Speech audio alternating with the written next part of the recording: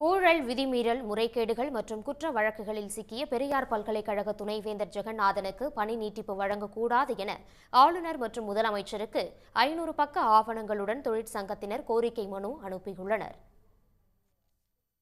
சேலம் பல்கலைக்கழக துணைவேந்தராக பதவியேற்ற நாள் முதல் ஜெகநாதன் தொடர்ந்து சர்ச்சைக்குரிய செயல்பாடுகளையே முன்னெடுத்து வருவதாக பல்கலைக்கழக தொழிலாளர் சங்கத்தினர் குற்றம் சாட்டியுள்ளனர்.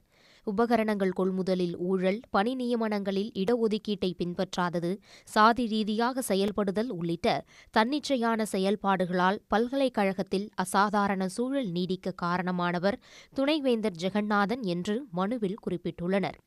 அரசின் அனுமதி இல்லாமல் பல்கலைக்கழகத்தில் 2 தனியார் நிறுவனங்கள் தொடங்கிய வழக்கில் ஜெகநாதன் தற்போது நிபந்தனை ஜாமீனில் உள்ளார் என்றும், அரசு அமைத்த பழனிசாமி IAS குழுவின் விசாரணையில் குற்றச்சாட்டுகள் நிரூபணமாகி ஆளுநரிடம் சமர்ப்பிக்கப்பட்ட அறிக்கை நிலுவையில் உள்ளதாகவும் தொழிற்சங்கத்தினர் தெரிவித்துள்ளனர். பெரியார் பல்கலைக்கழக துணைவேந்தர் ஜெகநாதன் அவர்களோட பணிக்காலம் பார்த்தீங்கன்னா 2021 ஜூலையிலிருந்து பணி நியமனம் செய்யப்பட்டு பல்வேறு ஊழல்கள் பெரியார் பல்கலைக்கழகத்தில் நடைபெற்றது. அது பார்த்தீங்க அப்படின்னா கொள்முதல் ஊழல், பணி நியமன ஊழல், மாணவர்களோட ஸ்காலர்ஷிப்பில் ஊழல், தொழிலாளர் விரோத போக்கு, அவரோட ஊழல்கள் சம்மந்தமான 500 பக்கங்கள் கொண்ட ஆவணங்களை நாங்கள் இன்றைக்கி பார்த்திங்கன்னா பதிவஞ்சல் மூலிமா போஸ்ட் ஆஃபீஸில் அனுப்பிச்சிருக்கோம். தமிழ்நாடு கவர்மெண்ட் முதலமைச்சர் அவர்களுக்கும் ஆளுநரெல்லாம் அமைச்சிருக்கோம்.